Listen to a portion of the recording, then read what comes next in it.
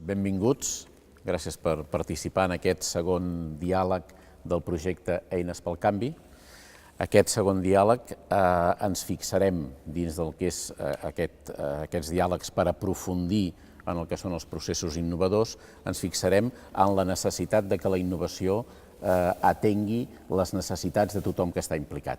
Per tant, del que debatrem avui, i per això us hem convidat en aquest diàleg, seria respecte a com ens ho fem perquè la innovació, els processos innovadors, que a més ara estem impulsant des dels vostres centres i des de l'administració, incloguin al màxim tant tota la diversitat de necessitats educatives dels alumnes, per una banda, com tots els diferents tipus de centres, que no hi hagi ningú que quedi fora de la innovació, com també tots els professionals, hem de procurar una innovació que pugui acollir a tothom, i finalment també podríem parlar de la comunitat educativa i les famílies, tot i que, com que després hi haurà un diàleg específic d'aquest àmbit, aquest tema el podeu treure, però no us el preguntaré, per dir-ho així, directament, i per tant no serà un tema específic que el tractem ara.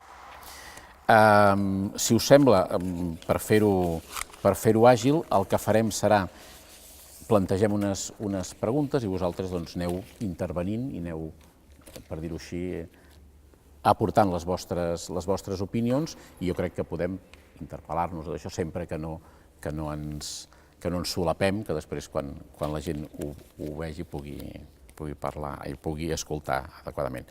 Per tant, si us sembla, comencem pel primer tema, que seria el que quan parlem d'inclusió ens surt més de natural, de dir escola inclusiva, educació inclusiva. Per tant, una innovació hauria de tenir sempre present que si ha de fer una millora, ha de ser una millora cap a poder atendre, valgui la redundància, millor totes les necessitats de tot l'alumnat.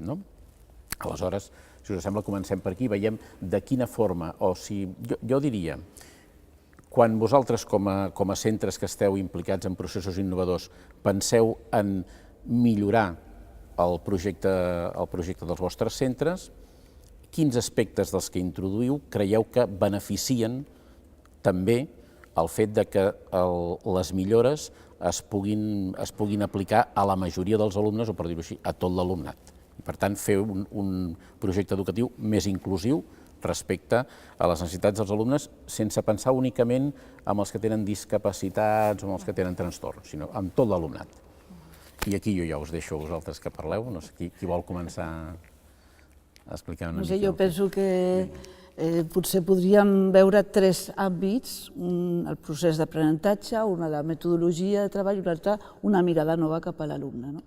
I en el procés d'aprenentatge ja estem incorporant una visió de la construcció significativa del coneixement, de l'aprenentatge per descobriment, totes aquestes maneres de veure noves, però també penso que els professors ja tenen també una mirada diferent cap a tenint en compte els diferents tipus d'intel·ligències, per exemple, i això realment no només és legítim, sinó que també és molt útil socialment. I després, el que potser és més adient aquí, tenir en compte que hi ha diferents ritmes d'aprenentatge, que són diferents ritmes vitals i que s'han de tenir molta cura precisament perquè si es trenca aquest ritme d'aprenentatge, aquest ritme vital, realment pot ser molt empobridor pels alumnes. És com si trenquéssim la branca en la qual estan seguts. És el seu fonament, és la seva confiança en si mateixos, que si destruïm això, destruïm la seguretat.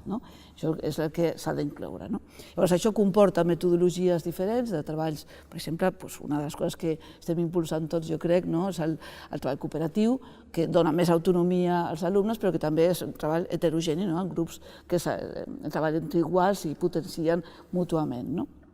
I per últim, jo penso que dirigir una mirada diferent cap als alumnes, precisament perquè tots tenen la seva càrrega, la seva història, les seves experiències vitals, que s'ha de tenir molt en compte en el moment de l'aprenentatge. Hi ha un fil misteriós, molt sutil, entre el món intel·lectual i el món, diguem-ne, emocional, afectiu, que l'hem de mantenir. Jo penso que aquests tres àmbits s'han de cuidar. Jo potser una mica lligant amb el que tu ara dius, a mi m'agrada també pensar l'escola com un espai de vida o com un espai de vides, on llavors se'n reconeix a tothom com a diversos, que és una mica el que potser comentaves, no? Ja només potser aquesta mirada ja ens fa pensar amb els altres i amb nosaltres mateixos d'una manera inclusiva, de tots en formem part i ens reconeixem amb com som, no? Potser estant molt atent amb el que comentaves tu també, amb les capacitats que tenim i no potser estar tan entretinguts en buscar aquelles mancances que tenim, no? Per tant, d'aquesta manera, l'escola pot afavorir espais de trobada on tothom pugui dir la seva, puguem dialogar, puguem compartir, podem créixer, ens puguem interpel·lar. Que jo penso que aquest racó d'escola com un espai de vida crec que hi té cabuda tothom que en formem part, no? Jo potser afinant una mica amb el que tu deies. A mi em sembla que moltes vegades, quan parlem d'innovació, moltes vegades ens hem centrat la mirada sobretot en el tema de la metodologia. És a dir, moltes vegades, quan parlem d'escoles innovadores, centres innovadors, coses innovadores, es parla molt de metodologia, del mètode en el que intentarem aconseguir aquest procés d'aprenentatge i es parla poc de l'objecte pel qual estem en un lloc determinat, que és l'alumne. Si no hi hagués alumne, no hi hauria aquest debat, no hi haurien edificis, no hi haurien directores ni directors, ni hi hauria el consorci. L'objecte és l'alumne i, per tant, és aquest alumne el que necessita ser mirat per nosaltres a la cara, ser mirat, com tu dius, amb aquest fil invisible que deies, i m'ha agradat la paraula, aquesta idea de que, d'alguna manera, tothom hi té cabuda, a tothom li hem de buscar un èxit i aquesta és la innovació. No és tant una innovació metodològica, que també, i que jo crec que s'ha d'adoptar, etc. però no és l'objecte principal del nostre projecte si volem innovar. Si volem innovar, el que hem de donar és a cada una de les persones un tratge a mida, perquè cadascú necessita, un és alt, un és baix, un és gras, un és prim, i per tant cadascú, a nivell intel·lectual, tenen ritmes de coneixement diferents, d'aprenentatge diferents, i per tant se li ha de fer una mirada directa, franca i honesta a cada un dels alumnes per tal de poder-los donar allò que necessiten. Deia la cançó, creo que nadie nació para lo deia el loquillo, ara m'ha entrebancat, però la idea és, creo que a nadie le gusta el nacer para perder. Ningú ve a l'institut i cada dia li has de dir que malament ho fas, que malament anal, mira tal, ja perden a casa. Ja perden moltes vegades a casa, per tant, i al carrer, i a l'escola, i a l'escola ha de ser un lloc on es busqui l'èxit. I per tant, la innovació no vindrà si no li busquem l'èxit a cadascú de nosaltres. Jo he enllaçat una mica amb el que tu deies, que estic totalment d'acord, és una mica aquestes mesures universals que es fan de cara a l'aprenentatge de l'alumne, sí que és molt important la mirada en l'alumne. Jo crec que això és un dels principis claus de l'escola inclusiva. Jo crec que això hauria d'estar inclòs ja dins del projecte de cada centre, aquesta mirada centrada en l'alumne, aquesta mirada també que posa l'èmfasi en les competències que cadascú ha de, competència social moltes vegades, que cada alumne al final ha de tenir per poder desenvolupar-se en la vida. És molt important perquè estic totalment d'acord que ens estem posem molt l'accent en com ho farem, però per qui ho farem? Per qui ho estem fent? Estem fent per l'alumne. I també jo crec que és molt important que a vegades no se'ns... Bueno, sí que estem en ella, però és tenir molt clars els objectius que tenim, però objectius que es puguin mesurar després, que es puguin avaluar d'una manera formativa i d'una manera que sigui realment centrada en l'alumne. I aquí també l'alumne seria protagonista del seu procés d'aprenentatge, perquè és ell el protagonista. Jo crec que aquesta idea és molt important, posar l'accent en una cosa i no en l'altra, sense oblidar després tota la resta. Sí, en tot cas, també en aquesta línia, que tots estem compartint, que penso que és veritat, aquesta mirada al nen com a persona, com a individu, però sense perdre la col·lectivitat, jo diria. O sigui, sí que durant un temps, potser quan s'ha parlat d'inclusió, s'ha pensat molt en allò de dir, a veure, que els nens puguin participar encara que sigui fent coses diferents, no? Perquè partim d'un ensenyament potser molt homogeni. Clar, en el moment que som capaços de trobar situacions d'aprenentatge que puguin ser més de participar-hi tots els alumnes més interactives, vol dir que no només cada alumne s'hi pot trobar, sinó que una mica també podem aprofitar les potencialitats de cadascú. I per tant sí que és cert que hem de trobar diferents ritmes i hem de trobar segurament diferents nivells de resposta, però potser també els alumnes poden aportar en aquestes situacions més interactives coses diferents que sumant farem una col·lectivitat. Per tant, sí que penso que parlar d'inclusió vol dir atendre la diversitat, però sense perdre la idea que aquestes persones han de formar part d'un col·lectiu on tothom és diferent i segurament tothom té coses diferents a portar-hi, no? Jo no sé, jo estic d'acord amb el que dieu, de que el centre ha de ser l'alumne. Jo no perdria la perspectiva de la importància del professorat. És a dir, que a vegades el tema de les inclusions, per exemple, posen en dificultats a un grup de professionals que potser no cuidem prou. A mi em sembla que no pot haver innovació si no hi ha cura pel qui ha de fer la innovació, que són els mestres. A mi em sembla que és necessari que aquests mestres puguin tenir projectes engrescadors, puguin tenir moments de reunió, puguin tenir moments de debatre, i no sé si això en aquests moments s'està donant. I a mi em sembla que això és molt important. Inclús, a vegades, supervisions tècniques o supervisions inclús clíniques de dir, ostres, què m'està passant a mi que estic atenent a xavals que m'estan portant a situacions personals molt complicades. A mi em sembla que probablement l'administració aquí hauria d'abocar cap aquí. A mi em sembla que parlar d'innovació quan s'ha fet unes retallades tan grans en els últims anys, a mi em sembla que com a mínim s'hauria de mirar. Si és veritat el que diuen, el 14,6% de retallades a l'estat espanyol, quan la mitjana europea ha estat un 3,6, vol dir 4 vegades més retallades en educació en Espanya que la mitjana europea. I sembla que a Catalunya no ha sigut 4, sinó que ha sigut 5. Per tant, bé, a mi em sembla que aquestes coses també s'han de tenir en compte. Sí, jo estaria molt d'acord amb això, que em connecta una mica amb el que estàvem pensant, d'aquesta idea de diversitat i atendre quines són aquestes necessitats que ens ajuden a poder ser diversos en plenitud. I jo crec que a vegades l'escola pot oferir, juntament amb l'administració, recursos que acompanyin el treball d'aquest potencial, però que sí que és veritat que hi ha moments que l'escola no té els prou recursos. I amb això també estaria molt d'acord. Per tant, tot el que és la coordinació i l'estar molt conjunt, molt alerta uns dels altres, és el que facilita realment que puguem atendre el que necessita cada persona que forma part del col·lectiu. Jo penso que els recursos són insuficients i això és una cosa que s'hi ha d'anar i ja en parlarem més tard, potser. Però penso que és molt important en una escola, per a innovar i per a atendre tota la diversitat, és molt important treballar en xarxa i en complicitat amb tota la comunitat educativa. És a dir, tens l'AMPE o tens les mares i els pares que et poden ajudar moltes vegades, doncs entenent el que tu vols o pretens fer amb els nens dins de l'escola, et poden ajudar molt també a educar aquests fills, que poden participar de moltes maneres dins de l'escola.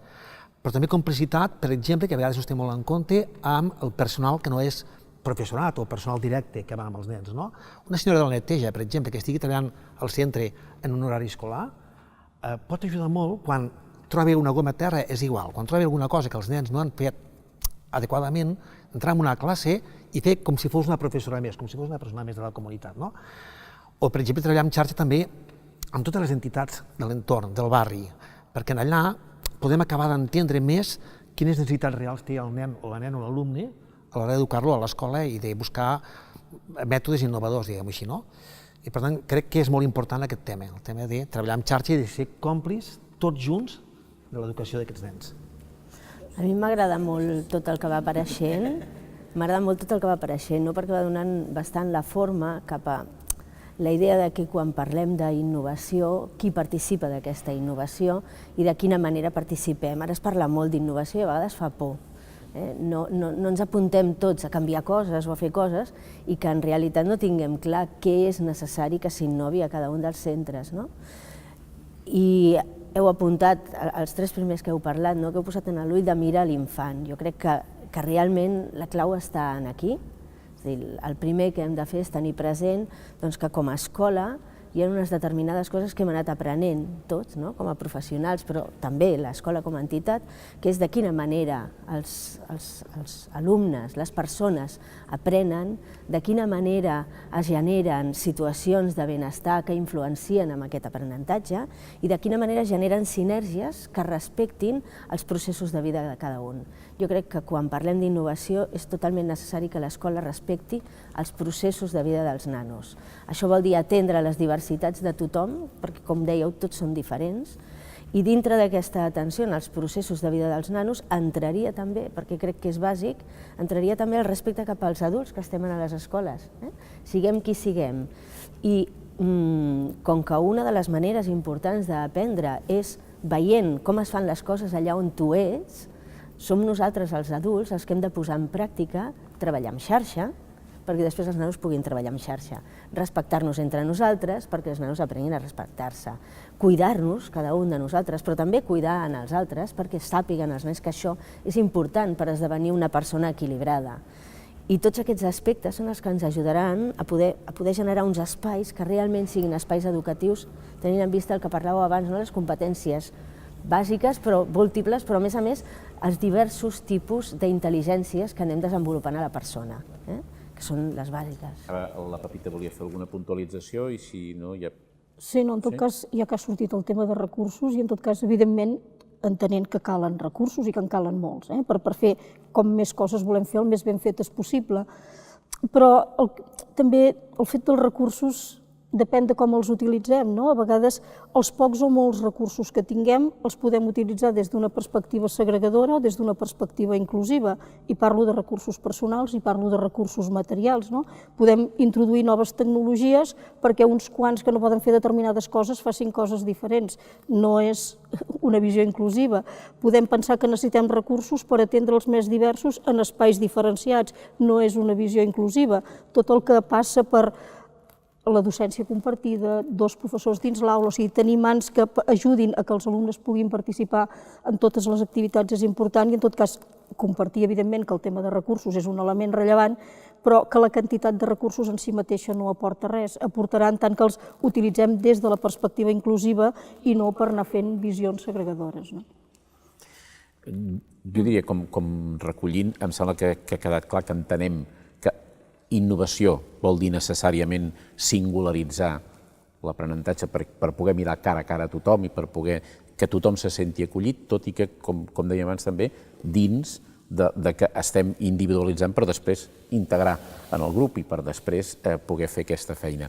Com que ja ha sortit el tema dels recursos i de la xarxa, la segona pregunta que us volia fer una mica, com els centres que estan innovant i que estan procurant fer aquesta feina més inclusora, quin rol creuen que tindrien, per exemple, centres d'educació especial, assessoraments externs, la xarxa entesa ara potser més com a professionals de l'ensenyament o de la clínica o dels serveis socials, perquè ja sabem que la xarxa té sobretot aquestes tres potes. Com ho veieu? Quina aportació es pot fer des d'aquests suports externs o des d'aquests serveis externs a la innovació amb la idea de la inclusió? Qui vol... Nosaltres, com a centres, per exemple, de secundària, la veritat és que estem molt despistats moltes vegades amb molts alumnes, i necessitem precisament aquest assessorament, per una banda, de què hem de fer davant de determinades circumstàncies. Moltes vegades els professors no saben realment com tractar determinades peculiaritats.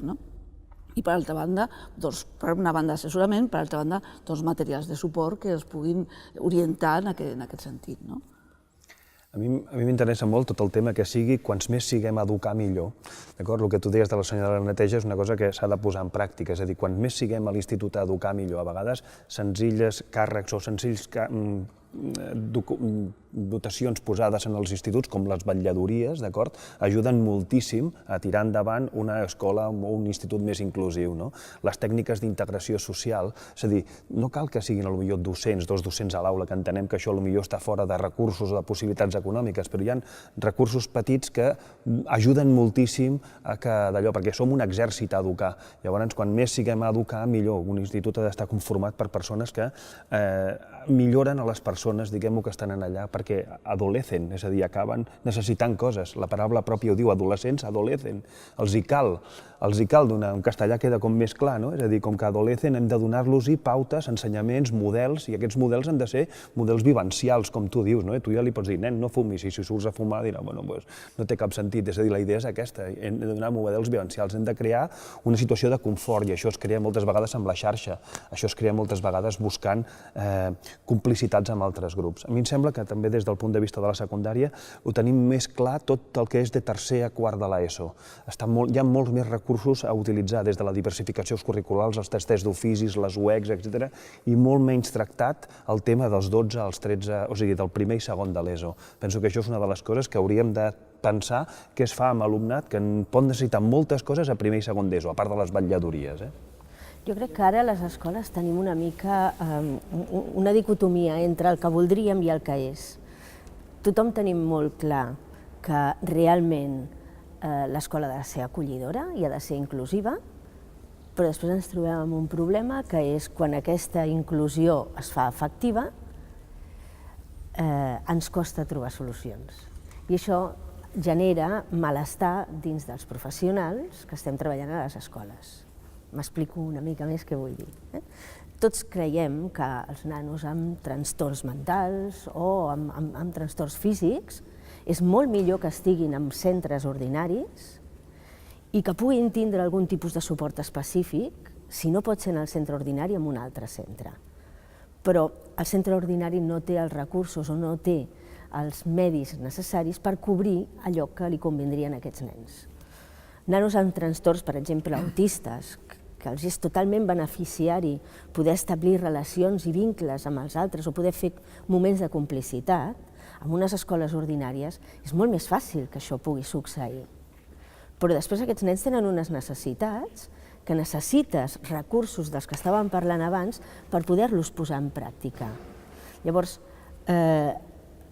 què passa quan algú té molt clar que vol que la seva escola sigui inclusora o que el seu institut sigui inclusor, però després quan hi ha nens que tenen necessitats especials i no tens els recursos, penses, quin problema, això ens dona un malestar molt gran, perquè no volem que sigui un problema, realment hi creiem. Llavors, és cert que els recursos s'han d'utilitzar bé, però és obvi que ens falten recursos. Llavors, hem de tenir més recursos per utilitzar-los bé i per poder aconseguir que realment les escoles siguin inclusores. Aquests nens han de poder estar a les escoles i les escoles hem de tenir els professionals ben formats i hem de tenir els recursos per poder donar resposta a les seves necessitats. Jo crec que és totalment una necessitat social, no de les famílies, és necessitat de tots. Ha de ser així. Sí. Home, des de l'educació especial jo entenc perfectament el que diu l'Agnès. És a dir, nosaltres tenim diversos serveis, no només la nostra escola, sinó moltes escoles d'educació especial, tenen diversos serveis per treballar a l'ordinària. I a mi em sembla que lligant amb el que he dit abans, el que parlàvem ara, probablement fomentar aquests espais de trobada són essencials, probablement per reflexionar, no tant per donar pautes ni per donar maneres de funcionar, sinó moltes vegades per poder reflexionar al respecte de la feina que estem fent, reflexionar conjuntament. A mi em sembla que això és una evidència, no? I que, com dius tu, hem de tenir aquesta possibilitat d'espais i aquesta valentia per llançar-nos, però la possibilitat de compartir aquestes coses que només es pot fer amb temps, i el temps són recursos, no és res més que això, no? Per tant, la visió dels centres d'educació especial, aportant la suposada expertesa a les escoles ordinàries, a mi em sembla que és un camí que ja fa temps que s'està fent i que a mi em sembla que hem de potenciar moltíssim, moltíssim, no? És a dir, després també el que hem de fer és fomentar aquesta expertesa a dintre dels centres d'educació especial perquè puguin anar cap a fora d'alguna manera, no? Però a part d'això, jo també entenc la inclusió com no només una qüestió només d'educació, és a dir, si els informes que els CESMIC, els Centres de Salut Mental Infantil i Juvenil, aquest estiu ens donaven, tenen raó, en 5 anys hi ha hagut un augment d'un 21% de nanos de 10 anys amb trastorns mentals. Si això és així, tenim un problema social, no és un problema només de les escoles. És un problema que cal donar un enfocament mèdic, terapèutic, de serveis socials, perquè moltes vegades això va lligat a certes coses, i per tant no és només els centres d'educació especial que puguem aportar a les escoles ordinàries, sinó que hi hagi un plantejament global de com tractar les persones, els nanos amb necessitats educatives especials o com a mínim diferents, no? A mi em sembla que això és important. Jo crec que una mica enllaçant amb el que deies tu, és veritat que hi ha molta, en aquest moment, aquesta xarxa de col·laboració entre diferents entitats és fonamental i l'administració sí que té un paper molt important aquí per garantir que tots aquests agents que intervenen en l'àmbit educatiu, que no només és l'administració educativa, han d'estar presents i han d'estar en possibilitat de poder reflexionar i aportar canvi. I jo crec que aquí una de les funcions de l'administració sí que és la de garantir que hi haurà i existiran aquestes xarxes de col·laboració. Jo crec que aquí sí que és molt important i el protagonisme i la part més important que té l'administració per mi és aquesta. Jo crec que si comencem des que hi hagin col·laboracions des de dalt, realment sí que baixaran els centres, i baixaran els espais, i baixaran a l'alumne i és veritat, aquesta problemàtica social que ara existeix. Jo afegiria potser amb això que quan realment en les escoles parlem de singularitats també i de diversitat, cada escola també és un món i les necessitats dels infants, de les persones que hi formem part, tenim necessitats potser diferents unes de les altres i per això crec que també baixar una mica, aterrar des de l'administració, des de tothom que ens puguem donar un cop de mà, aterrar una mica, diguem, a veure quina és la realitat que està passant a les aules, a l'escola, què és el que ens preocupa, com estem no només gestionant els recursos, no només demanem més, sinó de quina manera, que lligava una mica amb el que apuntaves tu abans potser, estem gestionant i ens estem coordinant per acompanyar justament els processos dels infants també, no? Jo crec que això és molt important també, poder parlar de diversitat i de singularitat, aterrant en els centres també i poder compartint, igual que amb els equips hem de fer un bon esforç d'anar-nos qüestionant, anar trobant maneres de com organitzar-nos o gestionar-nos de la millor manera per arribar al que pensem que ha de ser l'escola i cap on volem anar, falta i és imprescindible aquesta col·laboració també per acompanyar-nos des de fora també amb les necessitats reals que hi ha. No només és demanar, potser per demanar, sinó hi ha unes necessitats que necessiten resposta, que seria una mica el que comentàvem ara també, no? Jo crec que és important també assolir en el centre un bon ambient, un bon clima, que diríem. I a vegades això és difícil perquè hi ha una saturació, una saturació. Moltes vegades en els centres es produeixen saturacions i aquí és quan parlàvem de recursos abans, tampoc no vol dir a vegades un recurs 10 més, 3 més, no vol dir això. A vegades vol dir pensar com és cada escola, perquè cada escola, com dieu, és diferent i cada centre en funció d'un context determinat pot ser molt diferent en un moment determinat.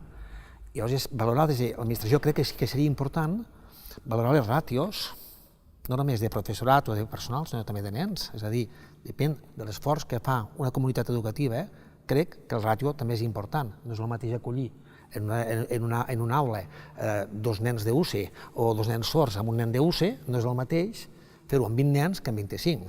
És a dir, que a vegades estem parlant de recursos, però també hi ha un altre tipus de recursos més amagats, que serien aquest de pensar com volem l'escola o com pot ser una escola en un moment determinat quan hi ha uns problemes determinats. I aquí crec que és important l'administració, l'EAP, etc., qui sigui tots els elements que entren, per tenir molt clar com ha de ser o com és una escola per a poder pensar en aquesta suma de recursos. Jo, tornant al que tu plantejaves en aquesta qüestió, que era quin paper poden jugar els centres d'educació especial i els altres serveis, tu apuntaves, els serveis de salut, els serveis socials.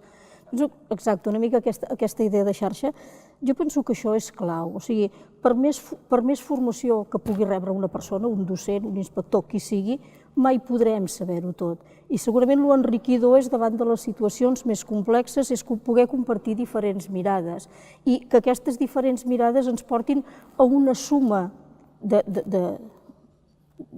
propostes per tenir una única manera d'actuar, que segurament aquest compartir això donarà més seguretat als docents a l'hora de treballar amb els alumnes, però jo penso que també ens donarà més seguretat a tots plegats quan parlem amb les famílies. O sigui, el pitjor que li pot passar a les famílies és que vagin a un servei i els digui A, que el mestre els digui B i que no sé qui els digui C. Per tant, tot allò que pugui ser aquest treball en xarxa, aquest treball de poder pensar que diferents mirades, si les sumem, segurament entre tots treballarem més bé i sobretot donarem també més seguretat professional a les famílies, penso que també és un element important.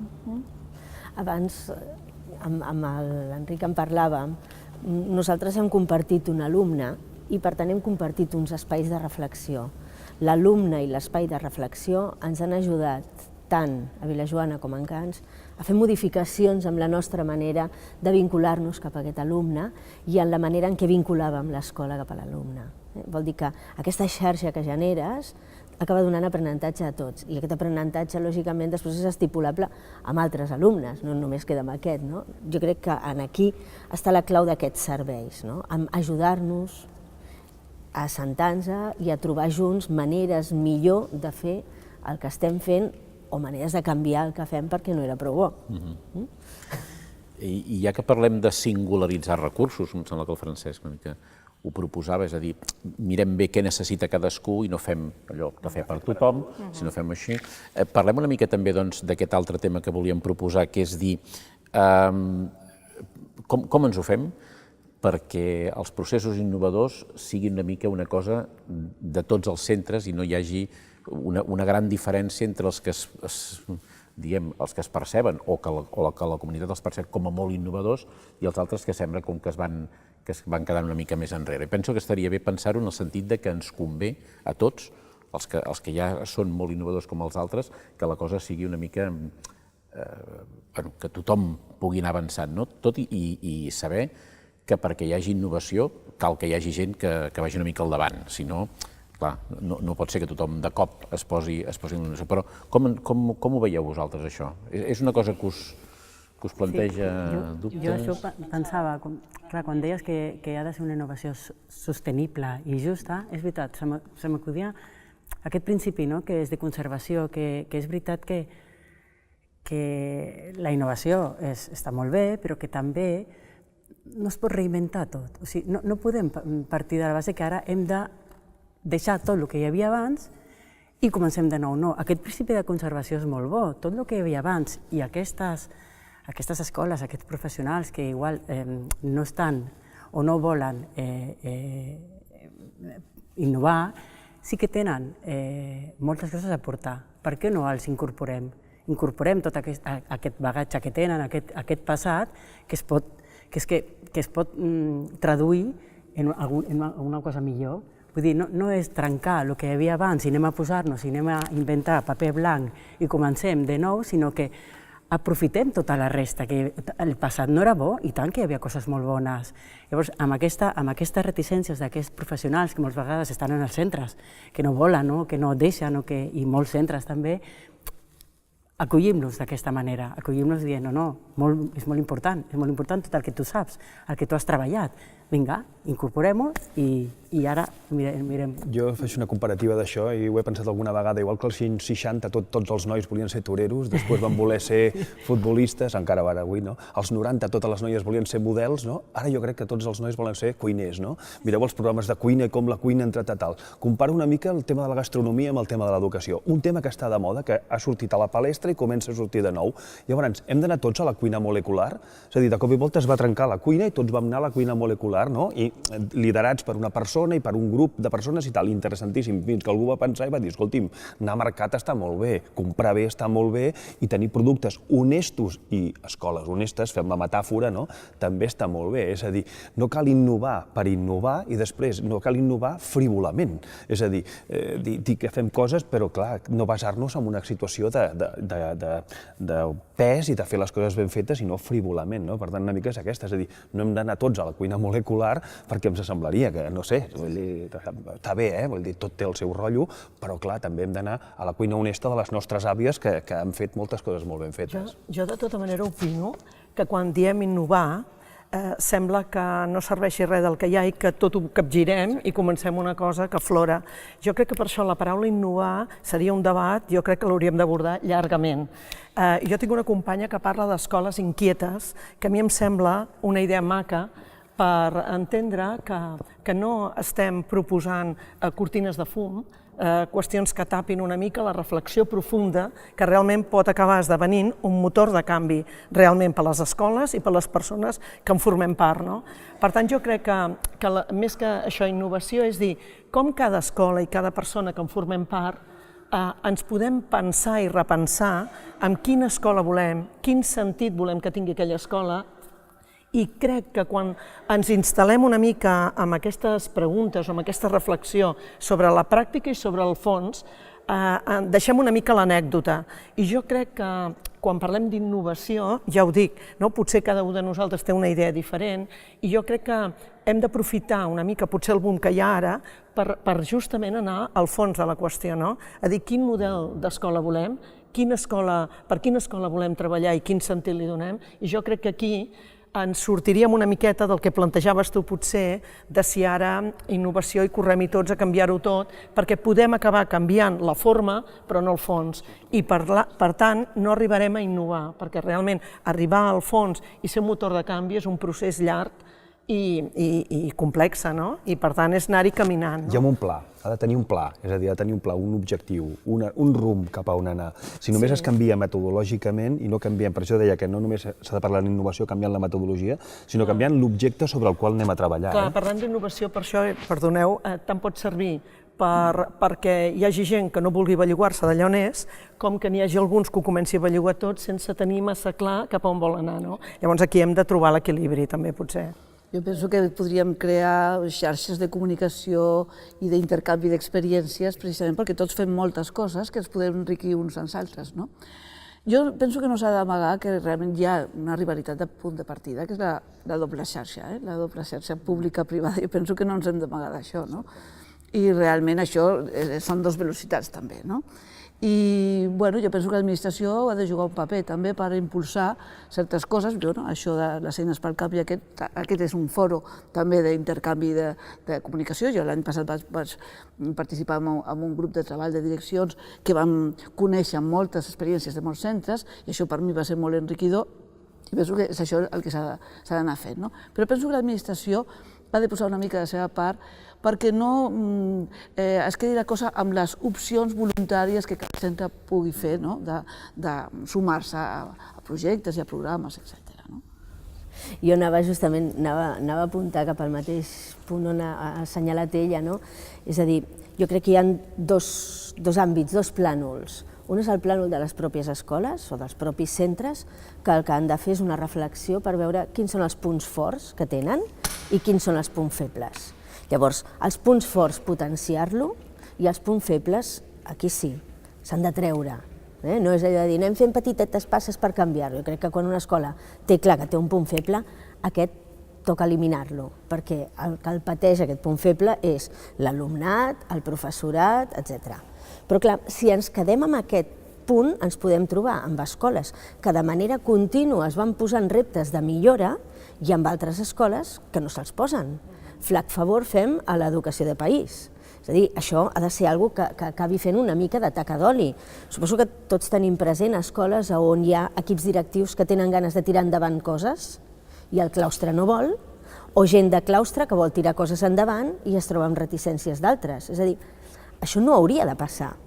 No hauria de quedar la decisió final de si una escola avança o no avança a la decisió pròpia de les persones que hi treballen. Per què? Perquè és una obligació de país oferir el dret universal a una educació de qualitat per tots els alumnes. I el que no pot ser, i actualment està passant, és que hi ha escoles que tenen pràctiques avançades i escoles que no en tenen. I estem a la mateixa ciutat.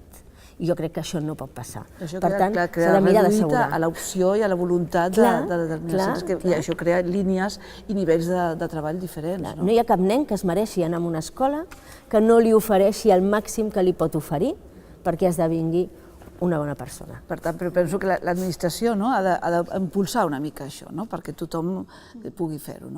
Però a vegades hem de pensar també com impulsar. Jo penso que heu dit coses molt interessants. Per exemple, que les escoles són capaces de reflexionar.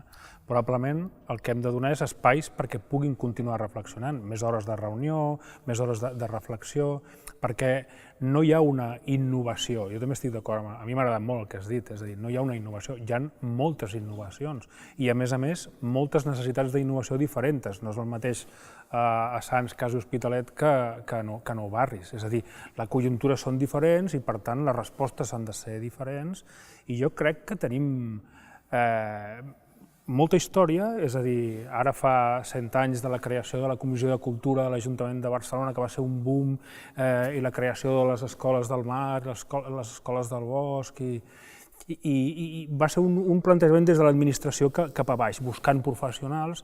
Ara no estem en aquesta situació. projectes d'aquells continuen funcionant i alguns de nous que jo penso que donant espais a aquests projectes que ja estan funcionant, com bé deies tu, a dintre de cada escola hi ha molts bons professionals que el que necessiten és això, temps i moments per poder reflexionar entre ells i amb gent de fora que els faci reflexionar o reflexionar conjuntament. Jo estic molt d'acord amb això.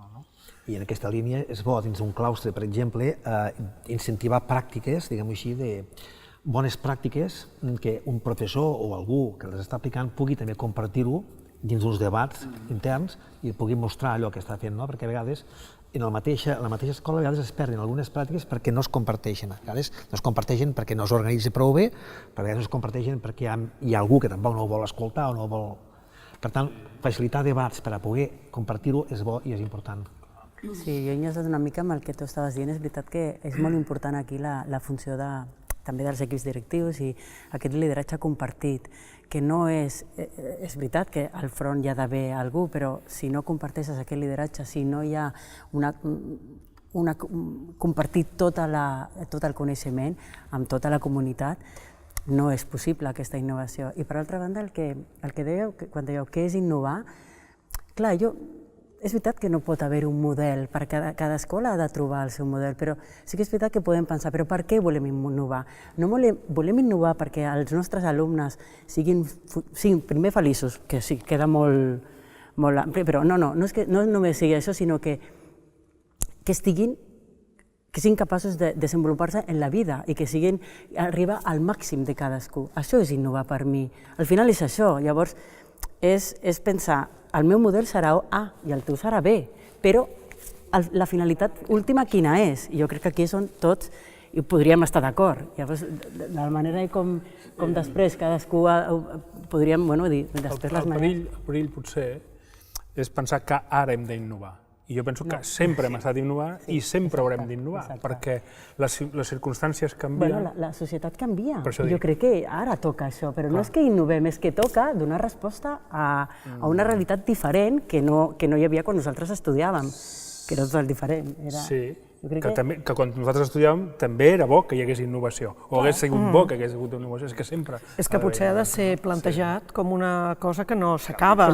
És a dir, hem d'agafar, quan parlem de canvi o de repensar-nos, una mica que això estigui instal·lat amb les persones que en formen part i a les escoles i a l'administració, de dir com tenim els mecanismes suficients per anar repensant, perquè no és una cosa ja està, ara ja ho hem fet, sinó com tot això és un motor de reflexió sobre la pràctica, d'anar buscant referents, de compartir, d'anar-te repensant, i això és un procés dinàmic que ha de formar part del dia a dia de l'aprenentatge, també dels infants, però dels adults que en formen part també, no?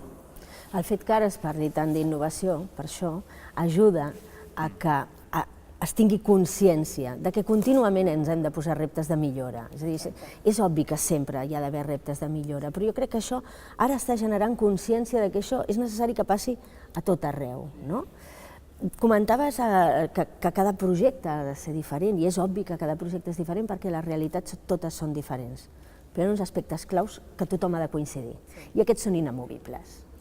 Com que l'aprenentatge ha de ser de naturalesa social, que els aprenentatges han de ser transversals, que aprenem per poder després posar en pràctica el que estem aprenent, per tant ha de ser competencial, que no tots podem aprendre al mateix moment i en el mateix ritme, sinó que tenim ritmes i maneres diferents d'aprendre i l'escola ha d'oferir alternatives diverses i horaris variats perquè es pugui accedir, que les emocions formen part de tots els processos d'aprenentatge. Jo crec que aquests aspectes claus els hem de compartir tots, que l'aprenentatge ha de ser també col·laboratiu, perquè va cap a aquest aprenentatge social. Qualsevol escola que compleixi això estarà fent bones pràctiques. Jo no parlaria d'innovar, sinó de fer bones pràctiques, que al final és el que hem de fer. Mig segon només, és que enllaça una mica amb el que diu ella. Jo penso que sí que és veritat que les escoles han d'anar trobant això, però el que és important és que cada escola trobi la seva identitat. O sigui, les escoles que es presenten en general com a escoles innovadores és perquè a partir d'una línia, a partir d'una altra, a partir del que sigui, han trobat una identitat pròpia d'escola en la que tothom està en aquest camí. Llavors penso que a vegades donant valor a petites coses, no cal fer grans coses, però si d'aquelles petites coses en fem una identitat de centre i d'això som capaços de sortir-nos i de seguir avançant, segurament serà una línia. O sigui, no tant de veure com hi ha pocs centres que fan determinades coses, sinó com hi ha molts centres que fan moltes coses, segurament coses diferents i que si les compartim serem capaços d'ajudar aquells que potser hi ha menys creativitat per iniciar coses, no? Però jo penso que la innovació, si aconseguim que doni entitat i identitat a un centre, a un equip de professors, a una comunitat educativa que se sent identificada amb aquelles propostes, ja no dic projecte, que seria una cosa més àmplia, penso que seria una mica com es podria avançar cap aquí. Jo crec que de tot el que hem dit, gairebé podríem dir que estaríem d'acord en que cada centre ha de fer el seu camí i ha de fer les seves innovacions, però és a dir, tenint la possibilitat de compartir i, per tant, generar aquestes idees de dir, bueno, tots anem fent, però hi ha uns quants elements que són bàsics i que tots hi hauríem de tendir perquè ens hem posat d'acord en que són bàsics i, per altra banda, hi ha l'administració i l'administració ha de posar les condicions i fins i tot recollir allò que sembla que va emergint de les innovacions dels centres i posar les condicions també perquè les puguin fer. Per tant, una mica veure-ho com una comunitat, o sigui, com una xarxa de comunitats que van aprenent, que van creixent, que van tenint la seva identitat, però que al mateix temps comparteixen per innovar, diguem-ho així, el sistema, el conjunt, perquè, com deies tu abans, tots els infants tenen dret a tenir la millor escola, per tant, no podem permetre'ns que uns tirin milles i uns altres vagin a una escola que li ha tocat la que no innovava. I la Conxa ha apuntat una cosa que no hem aprofundit, que és la doble xarxa. A mi em sembla que això que acabes de dir ara, només per dir-ho, a mi em sembla que és una obligació de l'Estat, de l'administració i, per tant, de la xarxa pública. Això jo crec que sí, evidentment donaria per una altra pregunta que... Encara no la farem, no obrirem aquest tema. Però és cert que el que en l'administració pot fer més per la pública i per totes les escoles, perquè l'administració és per totes, però també és cert que de vegades hi ha iniciatives de l'altra xarxa, diguem, la xarxa privada, que ara ho hem vist, hem assistit a que hi ha iniciatives que posen en el món mediàtic almenys, aquesta necessitat d'innovar. Pel que dèiem abans dels moments, la innovació ha de ser sempre contínua, però és veritat que pel que sigui hi ha moments en què apareix com una necessitat més gran, segurament perquè emergeix d'alguna manera d'una forma més clara. Teníem aquell últim tema que ja l'hem començat a parlar, és a dir, a més de que totes les escoles participin i totes se sentin incloses, tots els professionals s'han de sentir inclosos, o el conjunt del professorat i d'altres professionals dels centres. Com ens ho muntem perquè la innovació no deixi allò que en diem de vegades les resistències al canvi, que a mi més que resistències m'agrada dir les reserves que pugui tenir la gent, o aquesta tendència a equilibrar, perquè en els sistemes la gent tendeix a equilibrar. Quan uns corren molt, uns altres diuen, ei, ojo, no correm tant, no? Una mica aquesta situació d'intentar equilibrar l'estabilitat i el canvi. Com ho treballeu en els vostres centres per dir, procurem que tothom se senti bé i que tothom se senti implicat en els canvis? Jo penso que aquí hi ha per mi hi ha dos temes. Per una banda, s'ha de millorar les condicions de treball, i això és política educativa, i realment s'ha de fer coses perquè els professors s'impliquin en coses, en fer moltes coses, fer coses d'innovació per centres. Però per altra banda, s'estan fent moltíssimes coses dins les aules. I a vegades no es coneixen fora, no franqueen els límits de les aules. I per tant, penso que és interessant donar veu als professors perquè expliquin les coses que fan, que són realment molt innovadors o molt tradicionals, però molt interessants pels alumnes. Per això que dèiem abans, que també s'han de incorporar moltes coses que es fan amb molt d'interès. Jo, per la meva banda, la veritat és que des del punt de vista de direcció, jo sempre que he ofert a algun professor algun projecte, es ve del consorci, de l'Ajuntament, del districte, algun projecte d'aquests, jo que has de dirigir a un professor que veus que realment ho agafarà, professors que veus que realment encaixa amb la seva matèria, amb els seus interessos, etc. Però sempre he trobat que tots agafaven amb gust totes les iniciatives. Fins i tot jo penso que els professors més reticents, segons qui com, si són realment professors seriosos, que són el 90% dels professors, realment sempre tenen moltes coses a dir i moltes coses a aportar. Jo no he trobat aquesta reticència. S'ha de tractar d'una manera, diguem-ne, adequada. Per evitar aquesta reticència s'ha d'intentar crear un clima Exacte. a dins del centre adequat entre tots els companys i companyes, que no hi hagi jerarquies, diguem-ho així. I també important, crec que és tant acceptar i proposar i motivar el professorat a iniciatives que et poden venir de l'exterior, maques, moltes vegades, del consorci, però també del districte, etc., de la Guàrdia Urbana, el que sigui, però també hi ha moltes iniciatives que a vegades un professor té ganes d'impulsar, que un cop les expliqui en claustre o en cicle o a l'equip directiu i veus que allí hi ha un potencial darrere, tu també li has de dir, vinga noi, t'ajudo, estic amb tu, estem amb tu, val. Perquè això també genera, doncs, imaginació, enginy, i és important també, perquè llavors aquelles persones se senten molt més motivades i engrescades des del claustre. Això també ajuda a generar bon ambient, bon rotlli. Jo crec que és un tema molt important i potser ho lligaria amb el que hem parlat abans, que igual que des de l'administració ha d'establir un marc de funcionament, jo crec que les escoles, que també estem aprenent dia a dia amb tota la qüestió de com incorporar a persones que s'afegeixen al projecte i això, crec que és important que cada escola, cada centre, tingui un marc també, on, no que ens encotilli, sinó un marc on aquelles qüestions que són bàsiques, que les hem anades definint, no que queden tancades, les podem continuar definint, però que allò és un marc que ens ajuda a funcionar d'aquella manera. Per tant, la persona que s'incorpora potser o que és més reticent, jo crec que el marc de referència jo crec que l'hem definit entre tothom i, per tant, d'alguna manera tots en som corresponsables amb la mesura que cadascú s'hi pugui enganxar i llavors facilitar també molts espais de trobada on ens acompanyem.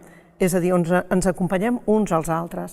La persona reticent segur que aporta moltes coses també en el que és el poder caminar com a centre i el treball en equip jo crec que ens va ajudant una mica a donar sentit al per què ens plantegem unes coses i no unes altres.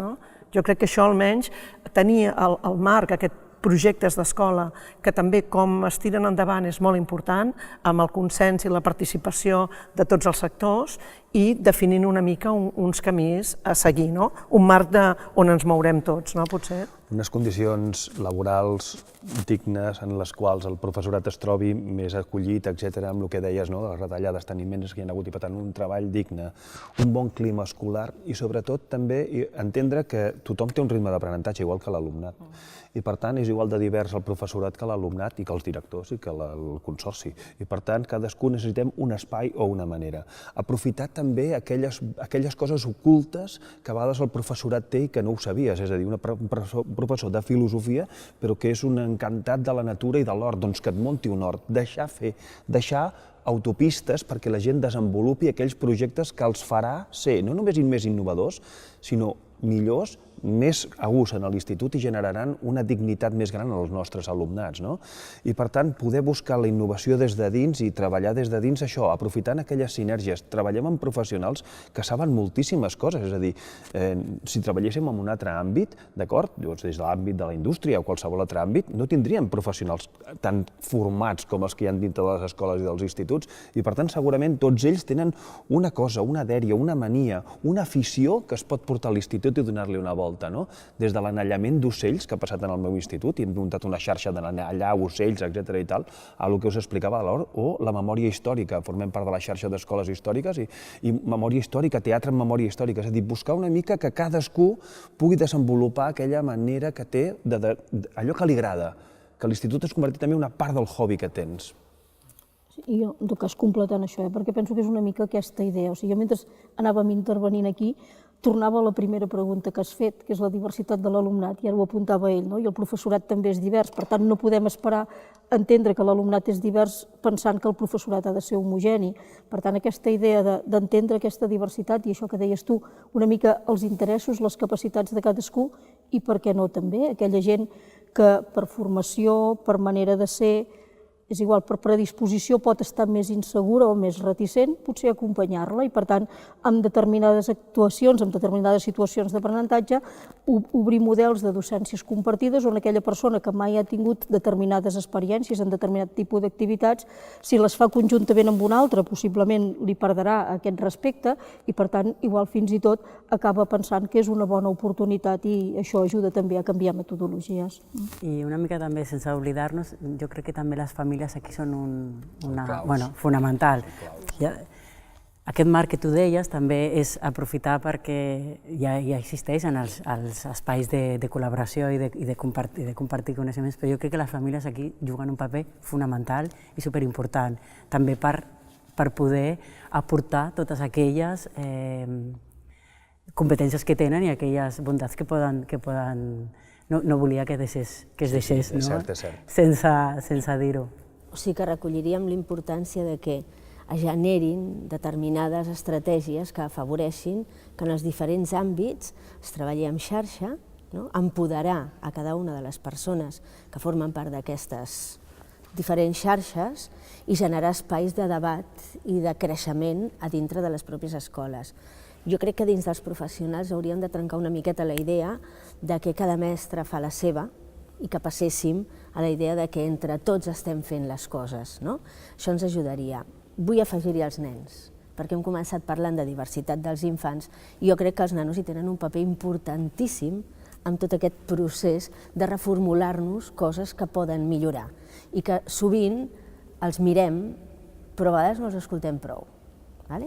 Llavors, crec que és important que cada escola també generi les seves estratègies on els nanos puguin expressar-se. Els espais de conversa d'aula són uns espais magnífics on cada dia es pot estar compartint la paraula per parlar, debatre, discutir, arribar a conclusions, prendre decisions, decidir com s'executa, les assemblees d'infants a dins de les escoles, on poden participar lliurement els infants que vulguin, perquè només hi aniran els que els interessen i poden prendre decisions, els consells d'infants, per què no la participació dels infants en els consells escolars de les escoles ja a primària. Jo obriria també, que és important, no només amb els mestres, sinó també amb els infants. I com aportava tu ara mateix, les famílies, quin paper juguen aquí? Si realment entenem l'educació com un fet compartit per tothom, l'escola i la família, com a mínim, hem de trobar també uns punts de nexe.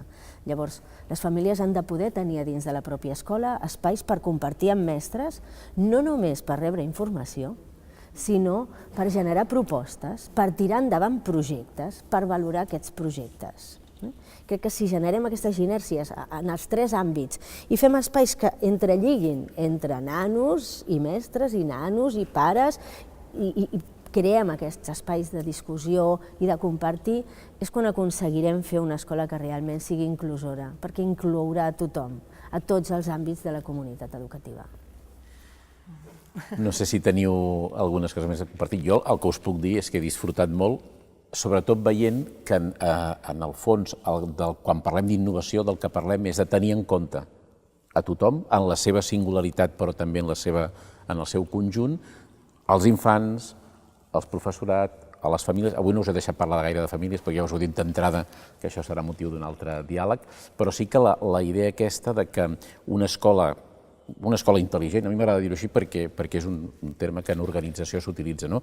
Una organització intel·ligent és una organització que es cuida de totes les persones que hi participen, que les té en compte a totes, que veu què pot aportar cadascú, també, com deies tu, veu què pot detectar de coses que s'haurien d'anar deixant perquè no són vàlides i que en el fons és aquesta diversitat la que fa que l'organització sigui més forta i pugui anar avançant. Si algú vol afegir alguna cosa per acabar, i si no, si us sembla, deixaríem aquest segon diàleg de les eines pel canvi dedicat a la inclusió de tothom aquí i agrair-vos moltíssim les aportacions i haver vingut en el diàleg en nom del Consorci d'Educació. Moltes gràcies a vosaltres.